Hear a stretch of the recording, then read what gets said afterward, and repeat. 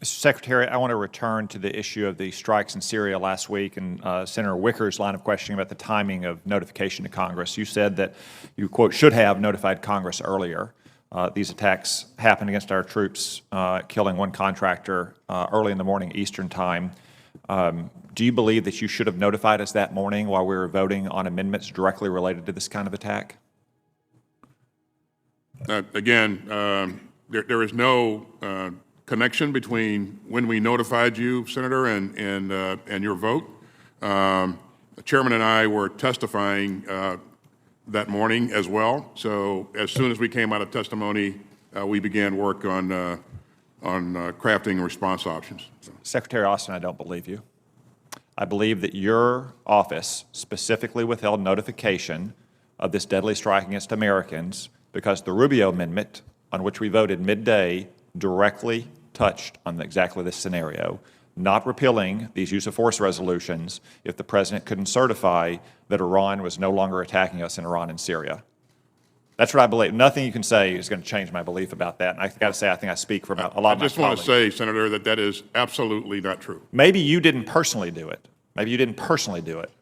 But I believe entirely that people in your office did that. You have a vast legislative operation, as Senator Wicker pointed out. Do you really expect us to believe that they didn't know that we were voting on a Rubio amendment that directly covered exactly this kind of attack? I don't believe that. I don't believe it. I believe there's a conscious decision made not to inform Congress because you fear that it might lead to the passage of the Rubio amendment, which would kill the entire bill. But I want to move on to a more important part, which is these attacks in the first place. How many attacks has Iran or its proxies launched against American positions in Iran and Syria since Joe Biden took office?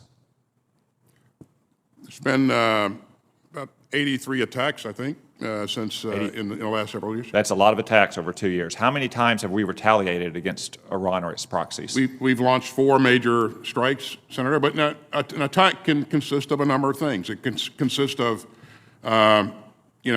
a rocket that's fired in the direction of one of our bases, but not effective. Mr. Secretary, I'm well aware of what an attack could entail. So 79-4 is Iran's record right now. And our 4 attacks have not been against Iran, right? They've been against Iran's proxies in Iraq or Syria or elsewhere. Is that correct? This last attack was against IRGC Quds Force infrastructure. And okay. And after we retaliated, Iran attacked us again, injuring another American, didn't it? They did. And have we retaliated for that attack on Friday? We have not yet, Senator. So what kind of signal do we think this sends to Iran when they can attack us 83 times since Joe Biden has become president and we only respond 4? Maybe it's because they know that that we will not retaliate until they kill an American, which emboldens them to keep launching these attacks which kill Americans. What is our rules of engagement for on-the-ground commanders throughout the region? Are they allowed to engage immediately if their position has been attacked? They can, and they do, and there have been several instances of that, Senator. I've got to say, I've heard from company and field-grade commanders who've been in the region very recently, and they say there's a lot of confusion over that. Let me move to a related topic, operations of unmanned aircraft in the Black Sea. Russia downed one of our Reaper aircraft a couple of weeks ago. Have we flown those aircrafts into the exact same space since it was downed?